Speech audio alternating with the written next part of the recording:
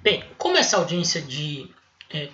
na audiência de mediação ou conciliação, normalmente o juiz não participa, quem a conduz são os conciliadores e mediadores do juízo. A primeira oportunidade que o juiz vai ter contato, vai ter a chance de ter um contato com os litigantes, é na audiência de instrução. E como ele não conhece os litigantes, mas imagina que para a situação ter chegado naquele ponto, para ter havido a designação da audiência de instrução, já há uma certa litigiosidade maior entre os envolvidos, porque do contrário teriam celebrado o acordo na primeira audiência. O que é que o juiz faz? O juiz, em princípio, tenta sentir as partes e atua aí diretamente como um conciliador, tentando resolver, apresentar alternativas para uma solução negociada.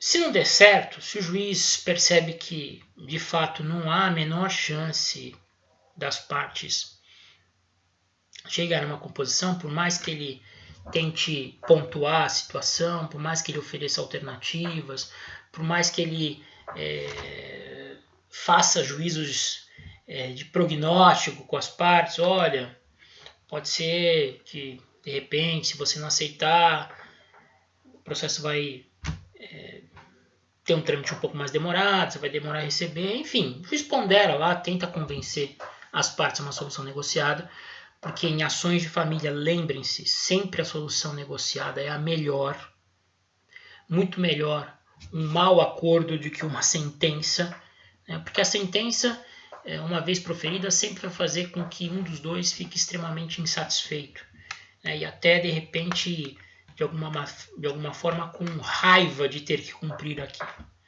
Quando a solução é negocial, quando, por mais que a pessoa pense que pudesse fazer um acordo melhor, mas o fato dela ter concordado com aquela solução torna o cumprimento mais fácil. É mais difícil ela criar razões de foro íntimo, mas não cumprir aquilo que ela própria aceitou. Então sempre a solução consensual é a melhor. Por isso o juiz, mesmo quando já frustrada a sessão de mediação e conciliação, tem que tentar de uma maneira assertiva, mais contundente o acordo. Mas se não for obtido o acordo, nessa segunda audiência, o réu já vai sair intimado, inclusive intimado com cópia da inicial para, no ato, apresentar sua contestação e, inclusive, também advertido juntamente com o autor de que, na hipótese de não haver conciliação, serão inquiridas as testemunhas por eles arroladas. O autor ou autora da ação ele deve arrolar suas testemunhas na própria inicial e o réu na própria contestação. E, em princípio, as testemunhas serão trazidas por ambos, independentemente de intimação. Apenas no caso de requerida intimação, se a testemunha não puder comparecer ou não comparecer, é que o juiz vai determinar a condução coercitiva dessa testemunha. Também, eventualmente, pode ser requerido depoimento pessoal, né? O autor pode pedir o depoimento pessoal do réu e o réu o depoimento pessoal do autor. É óbvio que, em se tratando da parte autora menor de idade, ela não tem condições de prestar o depoimento pessoal e, por isso, não vai arcar com as consequências de não prestar esse depoimento. E a consequência para recusa em se prestar o depoimento pessoal é justamente a confissão quanto à matéria de fato. Quando se trata de menor de idade, isso não vai acontecer, porque menor de idade não tem condições de prestar depoimento. Mas enfim, colhidos os depoimentos, o Ministério Público, quando a causa envolver menores ou incapazes, colhidos os depoimentos, encerra a instrução, cada parte vai poder defender oralmente por 10 minutos as suas teses. Depois, o Ministério Público também tem 10 minutos para oferecer o parecer e o juiz aí fica autorizado a proferir a sentença. Vamos lembrar agora um pouquinho do direito material. Como é que são fixados os alimentos? Quais são os parâmetros que o juiz deve considerar para arbitrar os alimentos, sejam provisórios, sejam definitivos? Basicamente, o juiz deve se atentar para necessidade de quem pede e a possibilidade de quem irá suportá-los. É esse binômio que vai nortear a fixação dos alimentos por parte do juiz. Modernamente, a doutrina e a jurisprudência têm entendido que, além da necessidade e da possibilidade, também deve-se levar em consideração a chamada proporcionalidade, que no fim das contas é razoabilidade, né? Então não basta que o alimentando necessite muito de alimentos numa quantia elevada, porque as suas necessidades são muitas. Há que se levar em consideração também a possibilidade de quem terá de arcar com esses alimentos. Não adianta fixar uma pensão altíssima quando o alimentante não vai ter condições de arcar com aquele valor. Isso só vai piorar os ânimos na família. Isso só vai piorar o grau de litigiosidade entre os envolvidos. Porque certamente aquele contra quem foram fixados os alimentos num patamar muito desproporcional não vai pagá-los e os beneficiários recorrerão à execução desses alimentos, o que importará, o que poderá levar até mesmo à prisão, né, do alimentante por dívida alimentar. É uma das hipóteses, mas é a única hipótese de prisão civil admitida pelo nosso ordenamento, pela Constituição.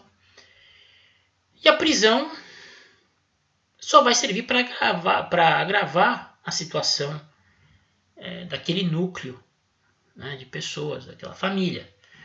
Porque preso, o sujeito não vai ganhar dinheiro. E não ganhando dinheiro, ele não vai pagar os alimentos. E isso vai criar uma bola de neve.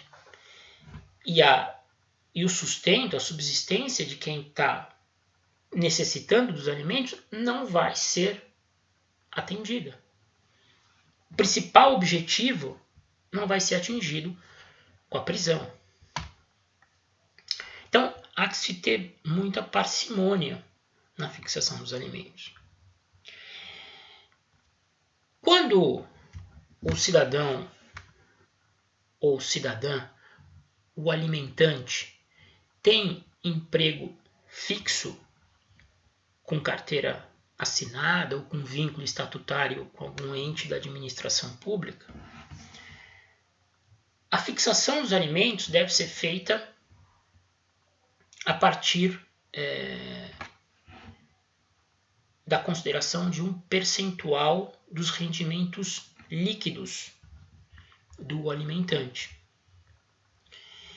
E tão logo fixados os alimentos provisórios ou definitivos, deverá o juiz expedir ofício ao empregador desse alimentante, a fim de que o próprio empregador já desconte o valor fixado diretamente na folha de pagamentos e o repasse ao alimentando, através de um depósito feito numa conta da sua titularidade ou titularidade do seu representante legal, no caso de menor ou incapaz. Quando o devedor, quando o alimentante tem emprego fixo, tudo fica mais fácil, porque não vai haver problema na execução. Basta, como disse, que se comunique o empregador para que o empregador já promova os descontos na fonte e automaticamente repasse aquela quantia ao alimentando ao seu representante legal. O problema se dá quando o alimentante não tem ocupação fixa, que é o que vocês vão encontrar na grande maioria dos casos, principalmente num país durante e pós-pandemia, em que muita gente vai ter perdido seu emprego, muita gente vai estar trabalhando no mercado informal. Aí é que a coisa começa a complicar. Porque, primeiro, você não tem elementos, muitas vezes, suficientes para aferir quais são as reais possibilidades do devedor. Resumidamente, quanto que ele ganha, quanto que ele é capaz de suportar. Você vai ter que recorrer à prova testemunhal, que vocês sabem, é conhecida como a prostituta das provas, porque ela é altamente não confiável, né? Muito complicada. Então o juiz vai levar em consideração aquilo que as testemunhas do alimentando falarem. Essas testemunhas evidentemente vão falar que o sujeito tem uma condição que muitas vezes ele não tem de arcar. E com base nesses depoimentos e uma estimativa baseada nas máximas da experiência, o juiz vai lá fixar um valor. O cara faz bico de pedreiro, o pedreiro ganha mais ou menos tanto, as testemunhas confirmaram, então eu vou fixar, sei lá, em um salário mínimo, ou 70% do salário mínimo, enfim. Vai depender do caso, do contexto, do local.